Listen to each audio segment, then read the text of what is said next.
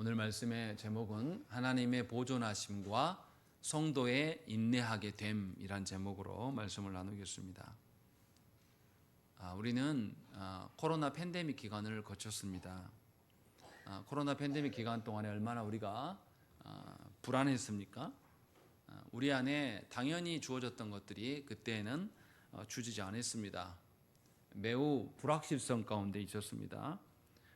앞으로 어떻게 될 것인가, 과연 우리는 계속 정상적으로 예배를 드릴 수 있을 것인가, 또 언제 이 예배가 중단될까라는 이런 불확실한 것이 우리 안에 있었습니다. 그래서 그때는 다음에 확실하게 우리가 자유롭게 예배할 수 있는 것이 우리의 소망이었어요. 이처럼 살아가는 데 있어서 확실성과 불확실성은 굉장히 큰 영향을 줍니다. 사람에게 가장 무서운 것이 뭐냐면 소망이 없는 겁니다. 불확실한 삶을 계속해서 살아가는 것이 굉장히 어려운 일입니다. 우리의 청년들이 힘겨워하는 것도 뭔가 밥 먹을 것이 없어서 힘겨워하는 것이 아니에요. 그들의 앞날이 불확실한 것이죠. 보장된 것이 없기 때문에 사실은 굉장히 힘들어하는 것이죠. 이처럼 불확실한 삶은 굉장히 어렵습니다. 같은 맥락으로 우리와 하나님의 관계에서도 그러한 확신이 필요합니다. 하나님께서는 언제나 우리의 하나님이시고 우리는 하나님의 백성으로 살아갈 수 있기를 소망합니다. 그런데 하나님께서 우리를 택해 주시고 우리를 교회 일원으로 삼아 주셨음에도 불구하고 우리 안에 나타나는 것은 죄가 있고 또 우리의 주변에 불의한 일들, 악한 일들이 너무나 많기 때문에 우리가 과연 하나님이 계시는가 이런 생각을 갖게 된다는 것입니다. 그래서 우리가 늘 하나님이 변함없이 항상 내 편이시면 좋겠고 하나님이 영원토록 나와 함께 계셨다는 그 확실성에 살아가기를 원하는 것이 성도의 마음입니다. 그러나 성도가 그런 소망을 품고 살아가는 이들이 많지 않아요. 그렇게 살아가던 사람들도 어떠한 삶의 변화 때문에 무너지는 경우가 있습니다. 오늘 도르트 신조 5째 교리 9조에서는 그것을 말하고 있습니다. 성도가 하나님으로 인하여서 자기 구원의 확신, 다시 말하면 하나님이 나를 구원하셨기 때문에 내가 끝까지 견딜 수 있는 그 인내의 확신이 하나님께 있음을 설명해 주는 것이 9조의 내용입니다. 우리는 앞에서 4조에서 뭘 봤냐면 성도가 깨어 기도하지 않으면, 말씀을 붙들고 기도하지 않으면 심각한 죄에 빠질 수 있다고 말씀을 했고 5조에서는 그 결과로 인하여서, 심각한 죄의 결과로 인하여서 우리가 사망의 죄를 다시 짓게 되고 성령을 근심케 하게 되고 믿음의 행사를 중단하고 심지어 우리의 양심까지도 화인맞게 되고 상당한 기간 동안에 하나님의 은총을 보지 못하게 될 수도 있다라는 것을 배웠습니다. 이처럼 심각한 죄에 빠지게 되면 우리는 죄의 심각성으로 인하여서 하나님에 대한 오해를 가져오게 됩니다. 하나님이 나를 용서하실까? 하나님께서 나를 정말 끝까지 구원하실까? 이런 고민까지도 하게 되는 것이 우리의 삶이에요. 그래서 하나님이 도대체 어디 계시는가? 하나님이 내 기도는 들어주시는가? 이런 고백을 하게 됩니다. 오늘 본문으로 삼았던 시편 77편 아삽의 시, 아삽도 똑같은 고민을 하고 있습니다. 그가 얼마나 고통스러운지 2절에 보시면 환난 날에 내가 주를 찾았으며 밤에는 내 손을 들고 거두지 아니하였나니 내 영혼이 위로받기를 거절하였도다 라고 되어 있습니다. 자신의 처지와 환경과 그 어려움 때문에 암흑 같은 밤중에 있어서 하나님의 위로를 내가 거절한 적이 있다. 그래 결과가 어떠하냐? 3절에 내가 하나님을 기억하고 불안하여 근심하니 내 심령이 상하도다. 주께서 내가 눈을 붙이지 못하게 하시니 내가 괴로워 말할 수 없나이다. 자신의 고통으로 인하여서 극심한 고통 중에 있었음을 이야기를 합니다. 더 큰 문제는 뭐냐면 하나님을 향한 신뢰가 사라져버리는 겁니다. 7절, 8절, 9절 말씀 바로 그겁니다. 읽겠습니다. 7절, 8절, 9절입니다. 시작.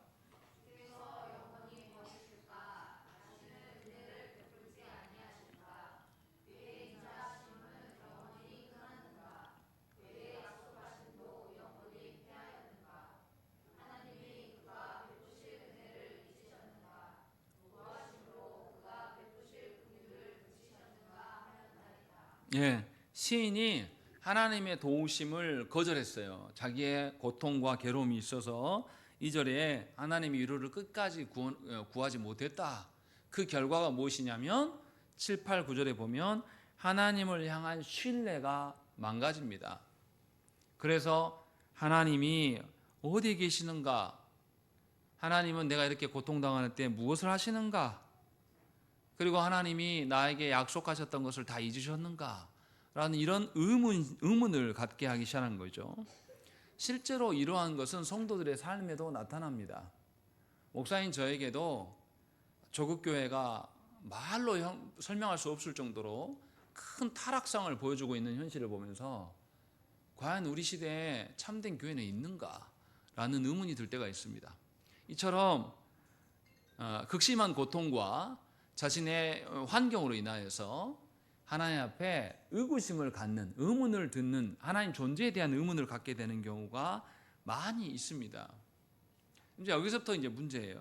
그러면 성도는 하나님께서 주시는 그 구원의 확신으로 인내할 수 없는 것인가? 라는 이 질문입니다. 이것이 구조에서 말하고자 하는 내용입니다.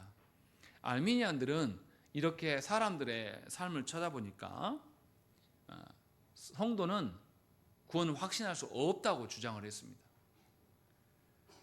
어쩔 때만 구원에 확신할 수가 있냐면 하나님이 특별하게 성령님이 꿈이라든가 환상이라든가 무엇을 통해서만 직접 와서 말씀해 주실 때만 확신할 수가 있는 것이고 다른 때는 절대 확신할 수가 없다. 이렇게 가르쳤습니다. 그런데 문제는 뭐냐면 그러면 성령께서 빈번하게 개인적으로 찾아와서 그런 특별 계시를 하시냐라는 거죠. 어떻게 하십니까, 여러분들? 살아보시니까 성령님이 몇 번이나 찾아오셔서 말씀하시던가요? 한번 있으면 말씀해 보세요. 알미니안들은 경험적으로 따져보니까 없다는 거예요. 거의 없다. 그래서 성도들은 일체 구원의 확신을 할 수 없다고 주장을 했습니다. 그래서 세상 하나님 부르시는 그 끝날까지, 인생의 끝까지 구원의 확신 없는 삶을 살아가는 것이 성도의 삶이다 라고 알미니안들은 가르쳤습니다. 그래서 알미니안을 따르는 사람들은 뭐를 집중하겠습니까? 구원의 확신을 누리고 싶으니까 뭐를 집중하겠어요? 말씀입니까? 성령의 또 다른 특별 계시입니까? 성령의 또 다른 특별 계시, 은사에 집중할 수밖에 없는 겁니다. 한국 교회가 그렇게 해왔어요. 그래서 뭔가 특별하게 은사를 받은 사람만 구원의 확신과 인내할 수 있다고 믿은 거예요. 그래서 말씀에 대한 연구는 없습니다. 관심이 없어요. 이게 알미니안들의 특징입니다. 이 알미니아 영향을 한국 교회가 굉장히 많이 받았어요. 근데 알미니안들만 그런 게 아니라 로마 교회도 비슷하게 가르쳤습니다. 신앙의 확신이나 구원의 확신은 불가능해요. 소수의 믿음이 아주 탁월한 성인들이나 순교자들만이 이런 확신이 있는 삶을 살 수가 있고 대부분의 성도들은 확신 없는 삶을 살다가 죽는다. 그래서 로마 교회는 그리스도인이 천국에 갈 수 있게 하기 위해서는 누구보다도 먼저 낙관하기 전에 선행해야 된다고 가르쳤습니다. 그래서 성도들에게 선행의 일들을 교회에서 지목해서 부여했어요. 또 어떻게 했냐면 교회에 충성해야 된다 이렇게 가르쳤습니다. 또 사제가 하는 말을 무엇보다도 신뢰해야 된다 이렇게 가르쳤습니다. 그래서 성도가 구원받을 수 있는 길은 교회에 충성하고 교회가 명령한 일에 헌신하고 목회자가 말하는 일에 다 힘써야 된다 이렇게 가르친 것이죠. 이거 어디서 많이 들어보지 않았습니까? 한국 교회가 똑같이 가르쳤습니다. 그래서 성도들에게 성경이 아니라 분별력이 무엇인지를 가르친 게 아니라 하나님의 말씀의 옳고 그름을 가르친 게 아니라 교회 중심, 목회자 중심을 가르쳐 왔습니다. 이게 로마 교회 가르침인데 이상할 정도로 우리는 이것에 익숙합니다. 이렇게 구원의 확신에 대해서 오해를 가진 자들이 지금도 있습니다. 알미니안과 로마 교회의 가르침과 비슷하게 조국 교회 성도들도 그런 생각들을 갖고 있습니다.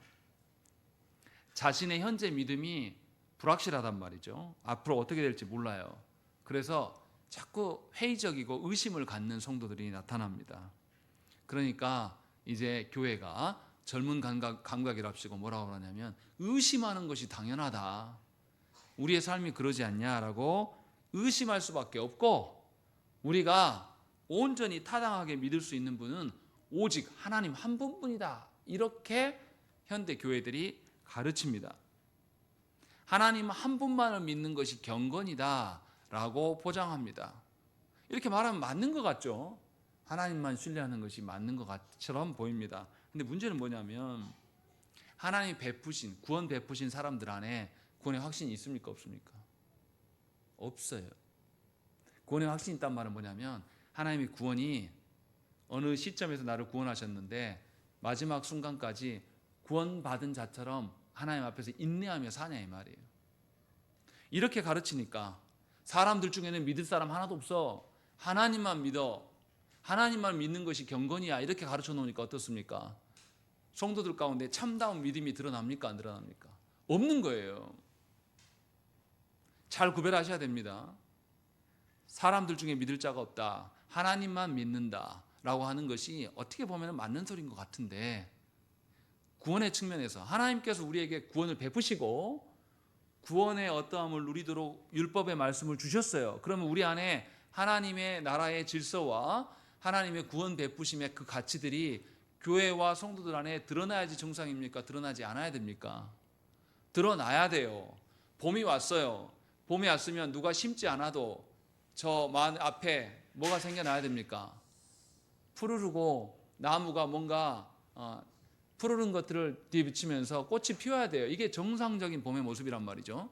하나님께서 베푸셨는데 놀라울 정도로 조국교회 안에 경건주의 운동하는 사람들이 태도는 보면 그런 게 없어요. 누구도 믿을 수 없다라고 가르쳐버린단 말이죠.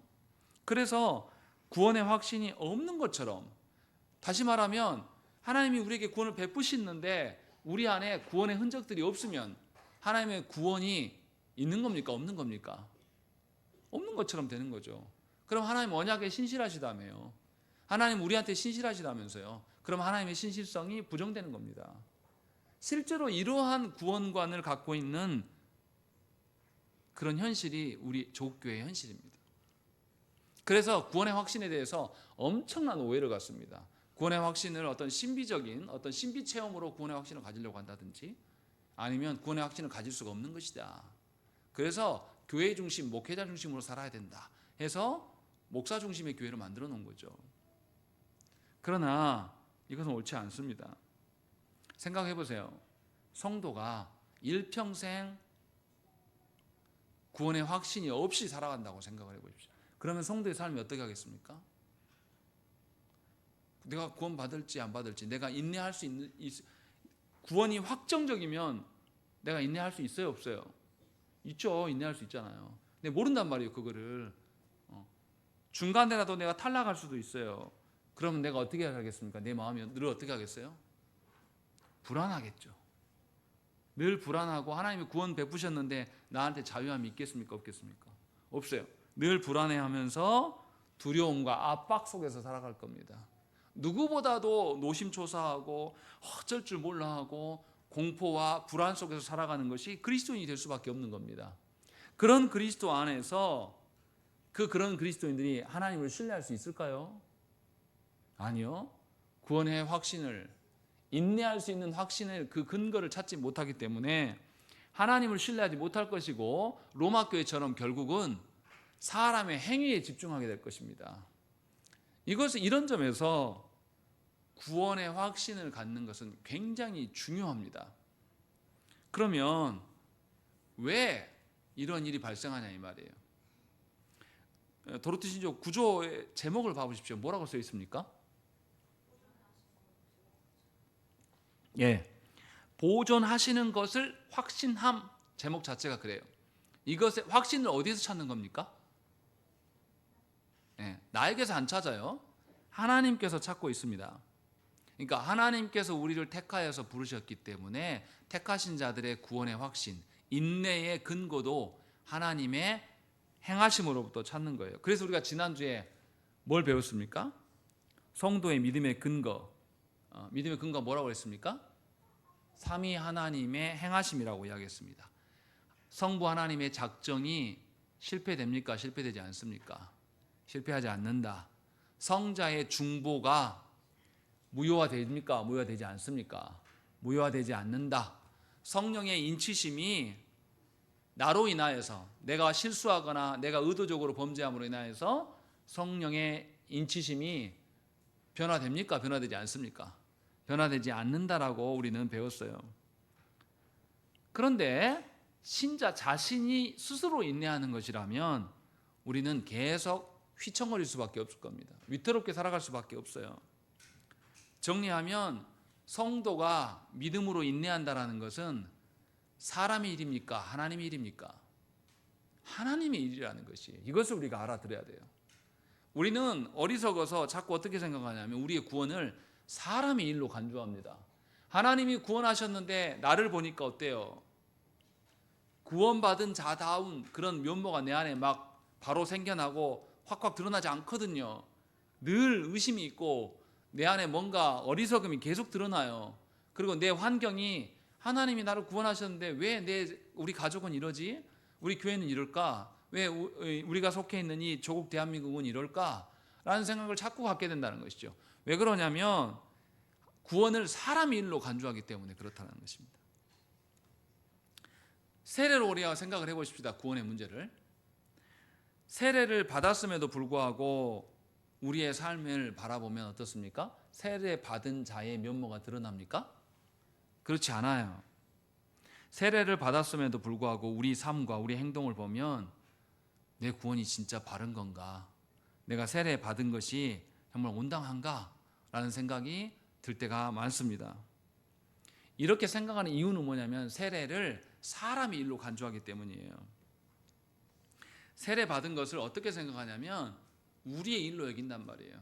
그래서 누가 세례 베풀었는가가 중요해요. 또 세례 받은 이후에 나한테 나타나는 현상이 무엇인가가 중요한 것처럼 생각을 합니다. 그래서 세례 받은 우리의 자질이라든지 우리가 무엇을 선택하느냐, 우리가 뭘 느끼느냐, 우리의 앞날이 어떠냐, 이런 것을 근거로 인해서 세례를 이해하려고 합니다. 전부 사람의 일로 생각하는 것이죠. 그런데 세례는 어떤 것이냐면 교회를 통해 하나님의 일하심을 드러내는 것이 세례입니다. 다시요. 세례는 교회를 통해 이루어지는 하나님의 활동이에요. 하나님은 결코 결심을 바꾸지도 약속을 깨시지도 우리가 누구인지를 오해하지도 않으십니다. 그렇기 때문에 주님의 활동인 세례는 우리가 순종하지 못할지라도 번복될 이유가 없습니다. 예를 들어서 이런 거예요. 세례가 어떤 의미인지 여러분들 세례 받을 때 잘 알고 받으셨습니까? 잘 모르고 받으신 분들이 많을 거예요. 그러면 다시 알고 보니까 세례가 이런 의미네? 라고 해서 세례를 다시 받을 필요가 있습니까? 없습니까? 내가 알든지 모르든지 간에 나에게 구원을 베푸시고 행하시는 분은 누구였어요? 하나님이시란 말이에요. 또 이런 혼란들이 가지고 있습니다. 내가 A 목사한테 세례를 받았는데 나중에 보니까 A 목사가 완전히 타락한 목사임을 나중에 알게 됐어요. 그럼 나 세례 다시 받아야 됩니까? 아니라는 거예요. A 목사 그 사람이 나에게 세례를 준 게 아니라 누가 주신 거예요? 삼위 하나님이 나에게 세례를 베푸신 것입니다. 그래서 세례는 하나님의 사역이지 결코 사람의 일이 아닙니다. 똑같이 유아세례도 마찬가지입니다. 유아세례에 대해서 여러분 조심해야 됩니다. 유아세례를 베푸는 사람들 중에 어떤 사람이 있냐면 혹시나 우리 아이가 지옥 가들까 봐 중간에 성인까지 못 자르고 중간에 죽으면 어떡해 라는 마음으로 보험식으로 세례를 받는 분들이 있습니다. 이것은 우리 유익 차원에서 생각하는 거예요. 유아세례는 그런 개념이 아니에요. 또 어떤 분들이 이렇게도 말합니다. 침례교도들이 그렇게 생각하는데 아이가 아무것도 모르는데 왜 세례를 주냐? 그건 가짜다. 이렇게 생각하는 거예요. 그러나 생각해보세요. 세례는 누구의 일입니까? 하나님의 일이에요. 아이가 알든지 안 하든지 택하고 구원하시는 것은 누가 하십니까? 하나님이 하시는 일이에요. 그러면 아이의 선택권을 침해한 것입니까? 유아세례를 시행한 것이? 아니거든요. 근데 그런 식으로 생각하면 곤란해진다는 것입니다. 다시 말하면 세례, 구원은 하나님 베푸시는 은총이에요. 하나님의 일이란 말이죠. 우리가 죄인이었고 자격 없었지만 우리를 받아주신 분이 누구시냐면 하나님이에요. 하나님 우리를 받아주실 때 우리가 그럴만하니까, 우리가 그럴만한 순종을 보였으니까 그 보상으로 우리를 받아주신 것이 아니에요. 그럼 이렇게 물어볼 수 있습니다. 세례 받을 때 그러면 신앙 고백도 하게 되고 결단과 결심도 하게 되는데 이건 뭡니까? 라고 말하는 거예요. 우리의 결단과 결심이 먼저입니까? 하나님의 구원이 먼저입니까? 하나님의 구원이 먼저예요. 하나님의 구원이 있기 때문에 그것을 깨닫고 나서 하나님의 말씀이 정말 그러합니다. 하나님이 정말 나의 구원자입니다 라고 하나님의 구원에 대한 반응으로서 나타나는 것이 세례받는 자들의 결심과 신앙 고백인 것이죠. 그래서 하나님께 고백하는 것, 우리의 신앙을 고백하는 것은 세례의 조건이 아니에요. 세례의 결과입니다. 하나님 구원하심의 결과인 것이죠. 그러니까 착각하면 안 된다는 것이죠. 물론 우리가 하나님께서 주신 바를 잘 받아야 됩니다. 그렇다고 해서 잘못 받았다고 해서 하나님의 베푸심이 취소됩니까? 그렇지 않는다는 것입니다. 같은 맥락으로 구원도 동일한 것이에요. 구원도 하나님께서 우리에게 베푸신 것입니다. 우리가 어떻게 행동한다 해서 우리 구원이 취소되거나 철회되지 않습니다. 성도가 인내하는 것도 마찬가지인 거예요. 구원받은 후에 내 행위로 인내하는 것이 아니라 하나님의 주어진 선물로서 하나님이 주어진 베푸신 그 구원 때문에 내가 인내할 수가 있는 것이에요. 내가 조금 부족해도 하나님께서 나를 책임지시고 인도하실 것을 확증하셨기 때문에 내가 하나님 앞에서 인내할 수가 있게 되는 겁니다. 그러니 이런 말 하면 곤란해요. 기도가 안 돼서 기도할 수 없습니다. 내가 인내할 수 없어서 인내하지 못합니다 라고 말하는 것은 계속 무슨 이야기 하는 거냐면 누가 인내한다고 생각하는 거예요. 자기가 인내한다고 생각하는 겁니다. 하나님이 확증하신 것이 있기 때문에 인내하라고 말씀하신 거예요. 분명하게 이 우선순위를 바꾸면 안 된다는 것이죠. 그러니까 구원의 확신의 문제를 놓고 이야기할 때도 그것이 사람의 일입니까? 하나님의 일입니까? 하나님의 일로 간주해야 됩니다. 그러니까 구원의 확신을 이야기할 때에 우리는 뭘 살펴야 됩니까? 나를 살펴야 됩니까? 하나님을 살펴야 됩니까? 하나님을 살펴야 되는 거예요. 다시요. 구원에 대해서 하나님이 최종적까지 나를 선택하셨으니까 내 구원의 삶을 끝까지 책임지실 것이라는 그런 확증을, 그런 인내를 어디서 얻어야 되냐면 하나님께서 행하신 바를 통해서 얻어야 됩니다. 그것이 합당한 신자의 태도예요. 그래서 시편 77편은 놀라운 메시지를 우리에게 줍니다. 분명히 7절, 8절, 9절에서는 뭐라고 합니까? 주께서 영원히 버리실까? 다시는 은혜를 베풀지 아니하실까? 인자하심은 끝났는가? 또 긍휼은 그쳤는가? 하나님의 노하심이 나에게 계속되는가? 이런 의심을 계속 품었어요. 그런데 그가 어떻게 바뀝니까? 10절, 11절, 12절 보세요. 또 내가 말하기를 이는 나의 잘못이라. 지존자의 오른손의 해, 곧 여호와의 일들을 기억하며 주께서 옛적에 행하신 기이한 일을 기억하리이다 라는 것이죠. 생각해 보니까 이건 내 판단이 미련한 거였어. 하나님의 행하신 일을 내가 다시 살펴보자. 하나님의 행하신 일들, 11절에 기이한 일들, 성경에 보면 기이하다 나온 것은 뭘 말합니까? 하나님의 구원을 말할 때 기이하다고 말하는 거예요. 사람의 방편, 세상의 방편이 아니기 때문에 하나님의 구원은 너무 이상해요. 세상의 구원자는 어떤 구원자입니까? 우리가 뭐에 압제당하고 있으면 어떤 식으로 구원해 와요? 힘 있는 말 타고 와서 군대를 끌고 와가지고 나를 압제하고 있는 애들은 모가지를 팍팍 쳐내면서, 이게 구원이거든요, 세상이 말하는. 근데 하나님의 구원은 어떠했습니까? 당신의 아드님을 죽인 가운데 내어주심으로 말미암아서, 그리고 그 주님이 죽으셨는데 어떻게 해요? 죽음을 이겨내시고 부활하심을 통해서 우리를 구원하셨단 말이죠. 더 이상 사망의 노예가 되지 않는 방식으로, 그러니까 세상에서는 듣도 보도 못한 방식이에요. 그런 방식으로 하나님께서 구원하시기 때문에 그 일을 성경의 여러 저자들이 기이한 일이다 라고 이야기하는 거예요. 도무지 우리로서는 이해할 수 없는 일이다 라고 이야기해요. 그래서 그 구원의 일들을 다시금 자기가 묵상하고 살펴봤어요. 12절에 또 주의 모든 일을 작은 소리로 읊조리며 주의 행사를 낮은 소리로 되뇌이리이다 라고 이야기합니다. 하나님 일들을 다시 돌아보니까 어때요? 15절에 주의 팔로 주의 백성 곧 야곱과 요셉의 자손을 속량하셨나이다. 16절에 하나님이여 물들이 주를 보았나이다. 물들이 주를 보고 두려워하며 기품도 진동하였고 구름이 물을 쏟고 궁창이 소리를 내며 주의 화살도 날아갔나이다. 해오리 바람 중에 주의 우레소리가 있으며 번개가 세계를 비추며 땅이 흔들리고 움직였나이다. 주의 길이 바다에 있었고 주의 곧은 길이 큰 물에 있었으나 주의 발자취를 알 수 없었나이다 라는 것이죠. 하나님이 행하시는 것을 보니 우리가 헤아릴 수는 없어요. 다 몰라요. 그런데 놀라운 것은 우리의 상식을 다 깨는 겁니다. 길이 어디에 있습니까? 육지에 있잖아요. 무태에 있잖아요. 근데 하나님의 길은 어디에 있다고요? 바다에 있다. 그리고 하나님이 행하시니까 물들이 겁을 내고 어떻게 해요? 다 길을 비껴요. 그게 무슨 사건입니까? 하나님께 홍해를 가르신 사건. 그런 사건들을 계속 떠올리면서 야 맞아. 하나님이 우리의 조상들을 이렇게 구원하셨지? 상상할 수 없는 방식으로 구원하셨지? 라는 것을 헤아리고 나니까 그때서야 하나님의 구원이 어떠함을 찬양하기 시작하는 거예요. 이것이 지금 아삽이 보여주는 태도라는 것입니다. 그래서 하나님의 구원이 하나님의 행하신 것들을 살펴보니까 비로소 깨달아지고 그때에서 안심하게 되는 거예요. 나의 처지와 상황 이거 놔두고 하나님이 행하신 일들, 삼위 하나님께서 우리에게 베푸신 일이 무엇인지를 헤아리고 나니까 진정으로 인내할 수가 있게 되더라 라고 하는 것이 아삽의 고백입니다. 그래서 이 도르트 신조에서는 두 가지를 우리한테 요청합니다. 어떤 것을 요청하냐면 첫째 문장 한번 읽겠습니다.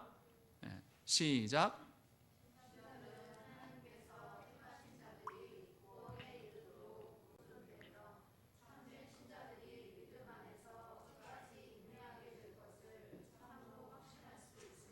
두 가지 측면을 이야기해요. 하나님께서 보존하신다. 그리고 그것으로 인하여서 신자들이 어떻게 한다고요? 인내하게 된다. 이런 두 가지. 그러니까 하나님의 구원이 하나님 편에만 있는 것입니까? 사람에게도 있는 것입니까? 사람에게도 있다고 지금 말씀하고 있는 거예요. 이 두 가지를 우리에게 요청해요. 그래서 하이델베르그 교리문답 제1문에서 뭐라고 합니까? 사나 죽으나 우리의 유일한 위로는 뭐라고요? 예수 그리스도시다 라고 이야기합니다. 위로를 이야기할 때 언제까지 이야기합니까? 살아있을 때뿐만 아니라 죽어서도. 다시 말하면 하나님이 주시는 위로는 어떠다? 영원하다. 잠깐 있다가 없어지는 그런 게 아니고 영원한 것이다 라고 지금 말씀하고 있는 거예요. 다시 말하면 우리가 인내할 수 있는 것은 하나님이 그러하시기 때문에 우리의 인내도 어떻다? 영원할 수 있다라는 것을 지금 말씀하고 있는 것이에요. 확신은 우리 자신의 행동이나 우리 안의 변화나 우리의 삶이 좋아짐 이런 것들을 통해서 알 수 있는 것이 아니에요. 우리 자신은 물론이거니와 우리의 삶은 언제나 늘 변화무쌍해요. 어떻게 바뀔지 모릅니다. 지금은 평안한 것 같은데 언제 무슨 일이 닥칠지 모릅니다. 제가 나이를 들어가면서 그 생각 많이 들어요. 제 스스로가 나처럼 소화를 잘 시키는 사람 문제 없어 라고 생각했는데 아픈 날이 많아지고 이게 위가 아파서 제가 쓰러져 본 적이 처음이에요. 위가 아파서 온 몸이 경직되면서 한 걸음도 뗄 수 없어가지고 바닥에 들어놓으면서 한 30분 동안 기다렸던 적이 인생의 처음입니다. 나 자부할 게 하나도 없다.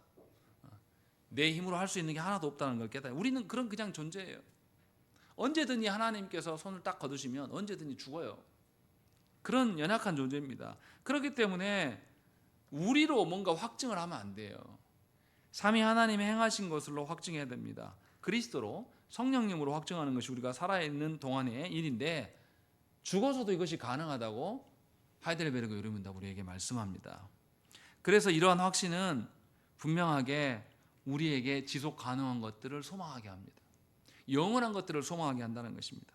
그래서 신자에게 가장 중요한 것은 그 인내의 확신이 자신에게 없고 삼위 하나님께 있음을 붙드는 것이에요.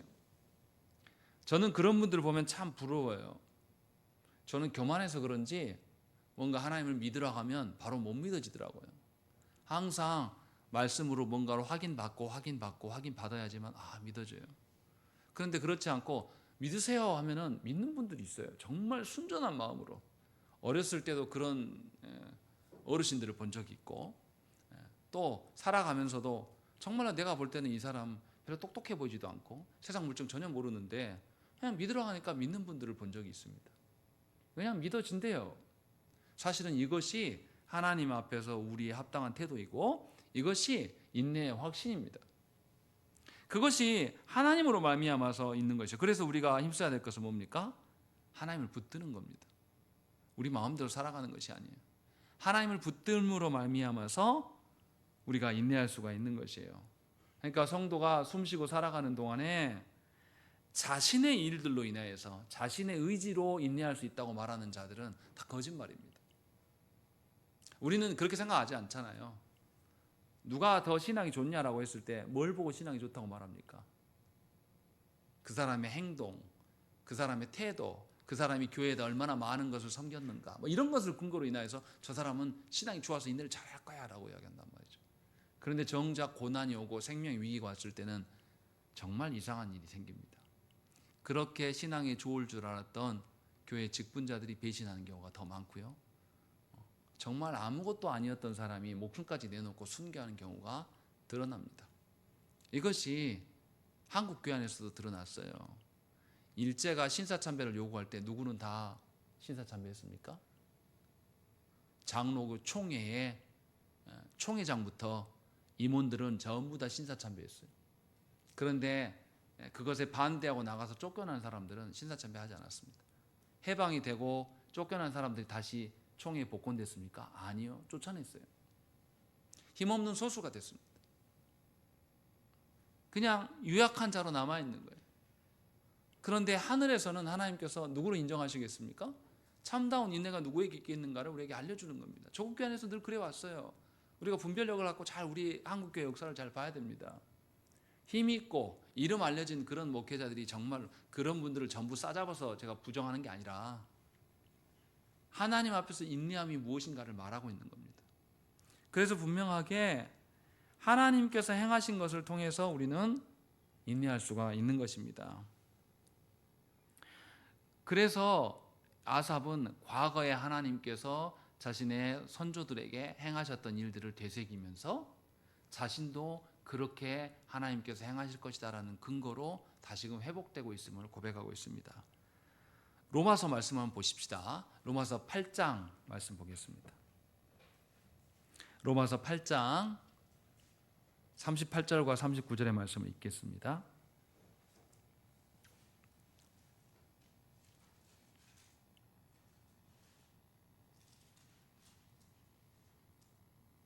로마서 8장 38절 39절 우리 찾으셨으면 다 같이 읽겠습니다. 시작. 내가 확신하노니 사망이나 생명이나 천사들이나 권세자들이나 현재일이나 장래일이나 능력이나 높음이나 기쁨이나 다른 어떤 피조물이라도 우리를 우리 주 그리스도 예수 안에 있는 하나님의 사랑에서 끊을 수 없으리라 라고 이렇게 이야기합니다. 바울은 분명하게 처음부터 뭐라고 합니까? 내가 어쩐다고요? 확신한다 라고 이야기합니다. 그런데 이제 이것은 번역이 잘못된 거예요. 헬라 원어 성경에는 뭐냐면 이렇게 안 돼 있어요. 수동태로 되어 있습니다. 내가 설득당했는데 내가 확신을 받게 되었다. 그런데 어떤 확신이냐? 사망이나 생명이나 천사들이나 권세자들이나 현재이나 장래이나 능력이나 높음이나 기쁨이나 다른 어떤 피조물이라도 우리를 우리 주 예수 그리스도 안에 있는 하나님의 사랑 안에서 끊을 수 없다. 이 확신을 내가 하나님으로부터 받았다라고 사도 바울은 이야기를 하고 있는 겁니다. 무슨 말입니까? 우리는 두 가지를 기억해야 돼요. 우리의 인내할 수 있는 근거는 삼위 하나님께 있습니다. 그래서 삼위 하나님의 행하신 일들을 우리가 살펴야 돼요. 한 가지. 두 번째는 삼위 하나님의 행하신 일들이 그냥 하나님께만 있는 일이 아니에요. 그것이 누구에게도 적용된다. 우리에게도 적용되는데 우리가 주체가 되어서 적용하는 게 아니라 누가 적용시키신다. 하나님께서 우리에게 인내할 수 있도록 그것들을 적용시키시고 확증해 나가신다라고 말씀하고 있는 겁니다. 그래서 오늘 설교 제목이 조금 특이해요. 하나님의 보존하심과 그 다음에 뭡니까? 성도가 인내합니다. 이렇게 안 해요. 뭐라고 되어 있습니까? 인내하게 됩니다 라고 말씀하고 있는 겁니다. 우리 스스로 하는 것이 아니에요. 성도가 인내할 수 있는 확신은 삼위 하나님께서 행하신 일이고, 그 행하신 일을 누구에게 행하신 겁니까? 바로 여러분에게, 바로 당신에게 행하셔서 당신이 인내할 수 있게 된다고 지금 말씀하고 있는 것입니다. 그렇기 때문에 여러분 자신의 변화되지 않음으로 인하여서 한숨 쉬지 마세요. 여러분 자신의, 여러분의 형편의 어떠함으로 인하여서 눈물바람 하실 필요가 없어요. 우리는 원래 그런 사람이었어요. 원래 그런 줄 알고 하나님께서 우리를 구원하셨단 말이에요. 나머지는 누구 손에 달려있는 겁니까? 이제 하나님 손에 달려있는 거예요. 그럼 우리는 누구 손 붙잡고 가면 돼요? 하나님 손 붙잡고 가면 돼요. 하나님의 것이 나에게 스며들어서 하나님의 것으로 내가 다 바뀌어지기를. 우리 어린아이들이 어때요? 어린아이들이 울고 있다가도 엄마나 아빠가 이리 와 가자 그러면 눈물도 그치고 어느샌가 또 웃잖아요. 아빠한테 다 맡기고 엄마한테 다 맡기고 가면서 자기 거 헤아리지 않아요. 아이들은 그냥 그 품에 안겨서 엄마가 가는 대로 같이 가면서 보여주는 것으로 즐거워한단 말이죠. 하나님 그렇게 우리를 부르시고 계신다는 것입니다. 그러니 여러분들의 구원에 대해서 인내하는 과정 중에 하나님께서 우리 스스로에게 맡겨놓고 인내하라고 하신 적이 없다는 것을 기억하시면 됩니다. 하나님은 여러분들을 결코 포기하지 않으세요. 이스라엘 보십시오. 이스라엘이 얼마나 타락했습니까? 애굽에서 하나님 이스라엘을 건져 나오실 때 하나님이 기적을 몇 개나 보여주셨습니까? 또 기적을 거기서만 보인 게 아니라 나와서도 어떻게 해요? 원수 애굽을 어떻게 해요? 더 이상 쫓아오지 못하도록 어떻게 합니까? 바다에 다 수장시켜요. 이제는 너희 쫓아올 사람 하나도 없어. 하나님 확증까지 해줍니다. 또 길 가다 걸어가면서 먹을 거 없으니까 하나님 먹을 거 갖다 주잖아요. 또 가는 길에 하나님께서 신발도 새로 안 만들어도 돼요. 또 그것도 부족해서 하나님께서 이제 내가 너희와 함께 갈 거야 하면서 성막도 만들어주고 함께 하시겠다고 다 해줬단 말이죠. 그런데도 이스라엘 백성들이 가데스 바네에 가서 뭐 합니까? 하나님의 약속의 땅을 정탐하고 와서 뭐라고 합니까? 우리 다 죽었어. 하나님 우리 죽이려고 이 땅 빼온 거야. 이런 모습을 보인단 말이에요. 그래도 하나님은 그 이스라엘을 버리십니까? 아니요. 물론 출애굽 1세대들은 광야에서 다 죽지만 2세대를 통하여서 하나님의 약속을 실현하시는 하나님이에요. 그랬더니 이스라엘이 또 어떻습니까? 이스라엘 가나안 땅에 들어가서 하나님 나라를 세워갑니까? 아니요. 배반과 배신의 역사를 쭉 하나님 끝까지 참으십니다. 그리고 북이스라엘도 먼저 없애요. 심판을 보이십니다. 남유다한테 봤지? 쟤네들 타락한 거 봤지? 니네 그러면 안 돼. 남유다 어떻게 합니까? 아니요. 똑같이 타락합니다. 그런데도 하나님은 나라를 없애시고 포로지에서도 어떻게 해요? 다시 데려오십니다. 다시 달린다니까요. 그것도 부족하니까 하나님은 아드님을 보내셔서 다시금 확증해 주시고 다시금 교회를 통하여서 언약의 끈을 계속 이어가시는 거예요. 하나님 포기하신 적이 한 번도 없어요. 그러니 우리가 힘써야 될 것은 뭐냐면 하나님이 행하신 것들을 하나 둘씩 헤아리는 겁니다. 이렇게 악한 자들도 하나님이 기억하셨구나. 이렇게 악한 자들도 하나님 안에서 인내할 수 있게 하셨구나라는 것을 하나님으로부터 찾아야 돼요. 그리고 그것이 누구에게 적용되도록 나에게 적용될 수 있기를 구하셔야 됩니다. 그래야지만 교회가 제 역할을 하고 있는 거예요. 지금 한국 교회를 보세요. 세상 사람들이 교회를 교회로 인정합니까? 교회는 극우 꼴통 집합소예요. 이미 그렇게 돼버렸습니다. 교회는 상식이 통하지 않는 인간들로 이미 다 돼버렸어요. 그래서 그것 때문에 울고 슬퍼할 이유가 하나도 없어요. 왜냐하면 여전히 우리의 구원의 인내는 어디 있기 때문에 하나님께 속해 있고 하나님의 행하심이 우리를 깨우치실 것입니다. 우리가 기도해야 돼요. 우리만이 아니라 하나님이 조국교회를 살려주십시오. 하나님의 행하신 바가 다시금 조국교회 모든 성도들의 있기를 소망함으로 하나님께 나아가실 때에 하나님이 확증해 보이실 겁니다. 우리 함께 기도하겠습니다.